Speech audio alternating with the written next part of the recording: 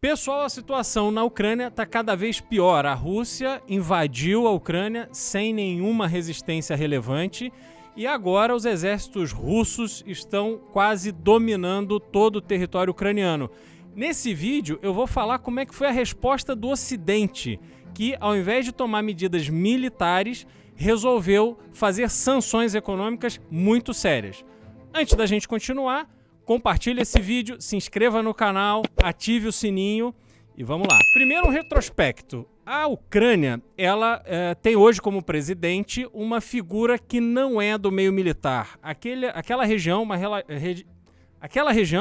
ela vem de uma experiência altamente militarizada porque a Ucrânia era parte da União Soviética até a década de 90. E o atual presidente, Zelensky, ele era um comediante, era uma pessoa das artes e que fazia humor dizendo que ele ia matar os corruptos do país. E com isso ele foi eleito presidente. Mas ele não tem uma ligação forte com as forças militares da Ucrânia. Além disso, o governo americano, os Estados Unidos passou por uma eleição no ano passado, o Donald Trump perdeu, Joe Biden assumiu a presidência dos Estados Unidos e também, no auge dos seus 80 anos de idade, Biden já não tem mais o vigor para ser um presidente belicoso que vai acionar as forças militares norte-americanas para contra-atacar no caso de uma invasão russa. E Vladimir Putin, presidente da Rússia, colocou na balança também o fato de Angela Merkel, que era a primeira-ministra da Alemanha, principal parceiro comercial da Rússia, também ter saído, se aposentado, e a Alemanha passa por um momento ainda de consolidação de uma nova força política.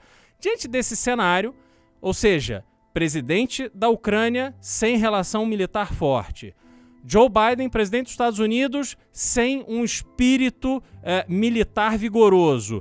E a sua principal parceira na Europa, a Alemanha, passando ainda por esse momento de consolidação de uma nova força política, Putin viu que existia uma oportunidade para ocupar a Ucrânia.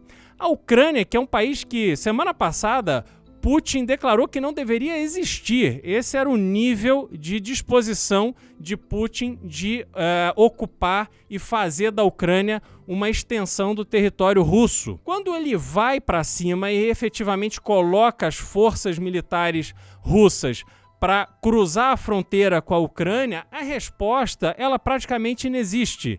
Não houve nenhuma dificuldade para que o exército russo ocupasse áreas importantes, inclusive chegasse até a capital, Kiev, e não há nada que indique que os ucranianos serão capazes de reverter esse quadro. A orientação que houve recentemente da presidência da Ucrânia é que as pessoas fiquem nas suas casas armadas e preparadas para um conflito. Quer dizer, o cidadão comum deve ficar em casa para poder reagir a algum tipo de invasão. A gente sabe que, no fundo, as pessoas que não estão ali lidando com esse espírito dos militares, enfim, essas pessoas dificilmente você tem alguma chance de sucesso para reagir com arma de fogo contra alguma tentativa de invasão da sua casa, do seu prédio, do seu escritório, enfim, pelas forças russas. Então, hoje a gente tem um cenário em que a Rússia vai fazer barba, cabelo e bigode no território ucraniano. E aí, qual foi a resposta dos Estados Unidos e dos países aliados? Quer dizer, Europa, Canadá, Japão, Reino Unido. A resposta não foi militar. Diferente do que a gente viu acontecer contra o Afeganistão, contra o Iraque e em outros momentos dessa medição de força internacional, geopolítica, todas as medidas adotadas agora foram medidas essencialmente de sanção econômica. A estratégia é estrangular a Rússia nas suas relações comerciais, nas suas relações econômicas com o resto do mundo.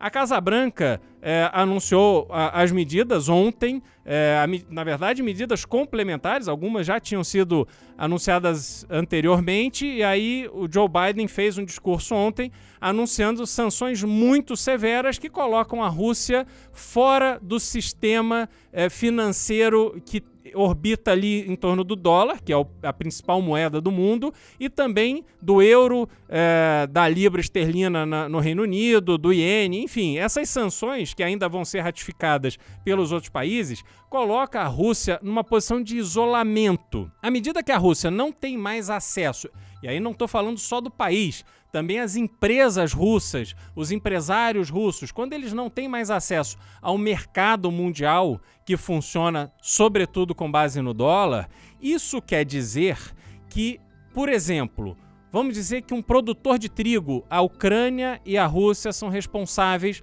por 30% da produção de trigo mundial.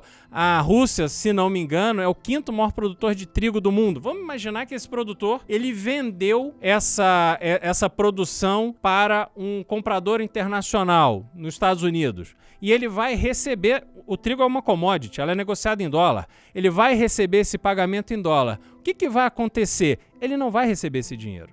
Os bancos não têm mais autorização para pagar nada que tenha sido transacionado em dólares, que tenha como destinatário, como beneficiário, uma empresa ou um cidadão russo. E além disso, além desse bloqueio nos bancos, quer dizer, os bancos russos param de ter acesso a esse mercado internacional global, algumas famílias, alguns oligarcas, alguns grandes empresários russos, especificamente essas famílias, foram impedidas sequer de entrar nos Estados Unidos. E as sanções também prevêem bloqueio de bens que estejam de alguma forma linkadas ao mercado americano, sejam propriedades imobiliárias nos Estados Unidos ou dinheiro que esteja armazenado em dólar em algum lugar.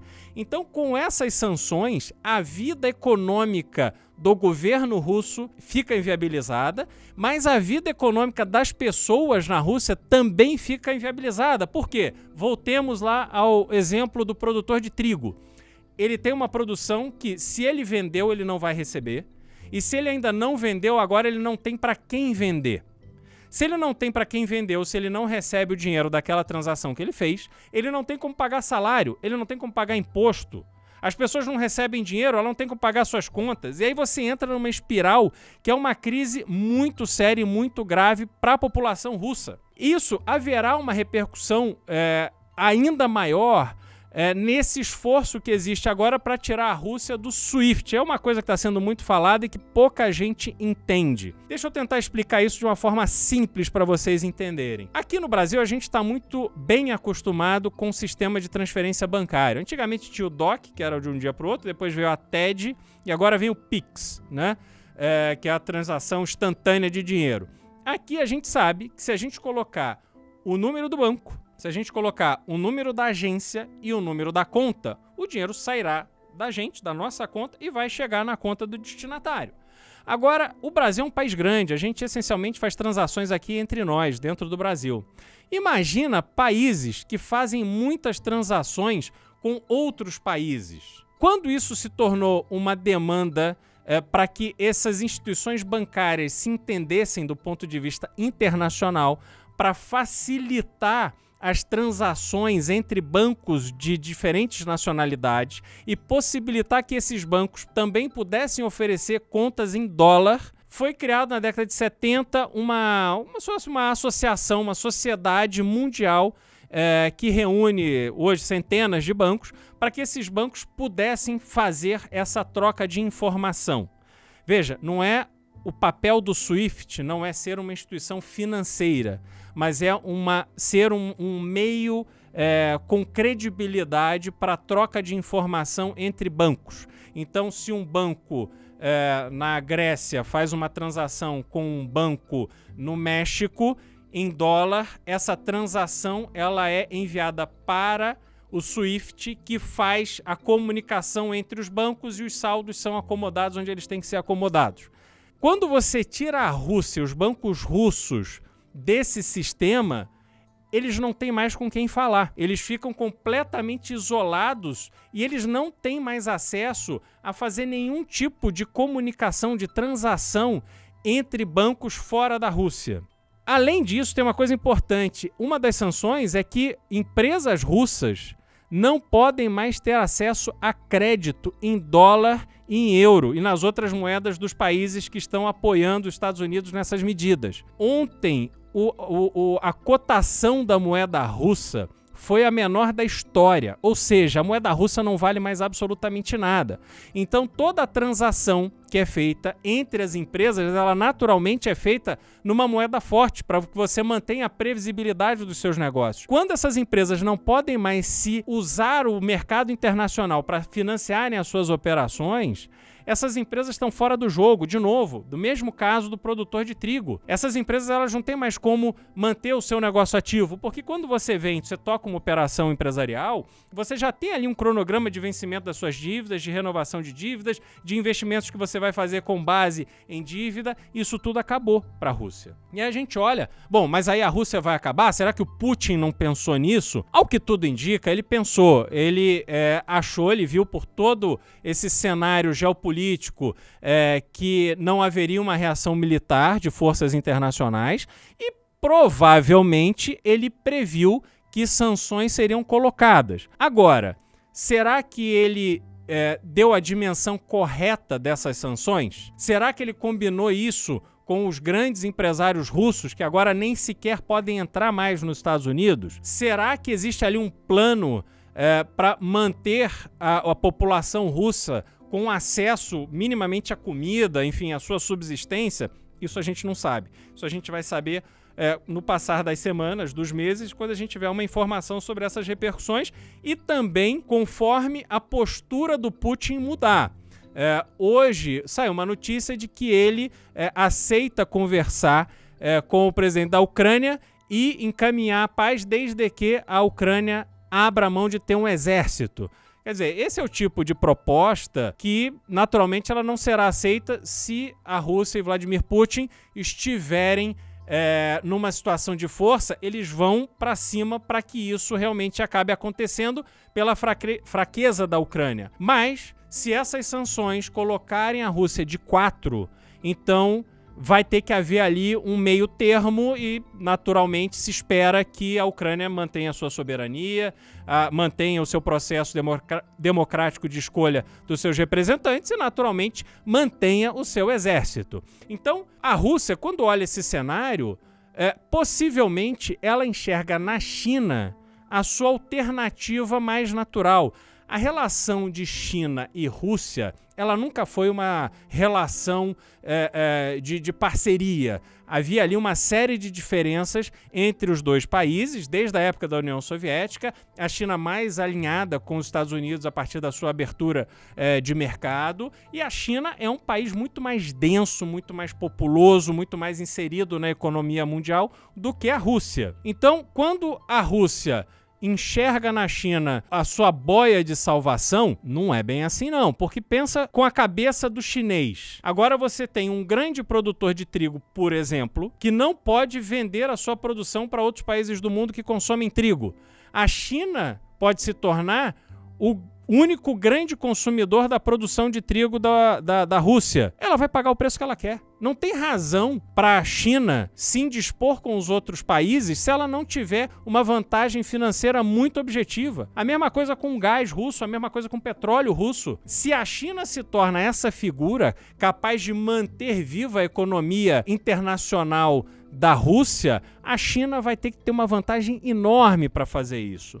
Segundo a Bloomberg acabou de anunciar, os bancos chineses disseram que também não vão mais fazer transações com as empresas russas, seguindo as diretrizes das sanções sugeridas ali, ou impostas por Joe Biden e sugeridas aos outros países. Por quê? Porque os 4 maiores bancos do mundo são chineses. Obviamente, esses bancos têm uma presença muito forte nos Estados Unidos e no mercado internacional e eles não querem abrir mão disso. Eles não podem abrir mão disso. Não quer dizer que algum outro banco menor que não tenha relações internacionais possa, de alguma forma, ajudar essas operações na Rússia. Eu não acho que a China simplesmente fechará as portas para a Rússia porque tem dinheiro na mesa e ela tem a ganhar com isso. Mas a gente precisa observar como é que esses movimentos vão ser feitos e se a gente vai ter uma guerra que vai ser vencida pela questão econômica e não pela questão militar. Quer dizer, é o Ocidente, os Estados Unidos, as forças europeias e os países aliados fazendo um contra-ataque no escritório e não mais no campo de batalha. Será que isso vai funcionar? Vamos acompanhar para ver. Obrigado, pessoal. Me sigam nas redes, Instagram, Cristiano Beraldo BR, Twitter, CR Beraldo. Valeu, até a próxima. Estamos em guerra. Petistas e bolsonaristas se organizam para defender seus líderes corruptos e repetir as mesmas velhas mentiras que você já sabe. O Brasil, refém de Lula e Bolsonaro, se depara com sua pior eleição. Mas a pergunta que importa é a seguinte: o que você vai fazer em relação a isso? O MBL promete lutar até o fim pela nossa liberdade. Como todo exército, temos a nossa vanguarda.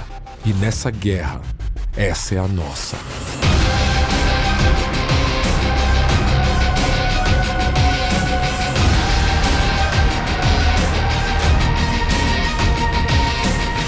Inscreva-se em academia.mbl.org.br.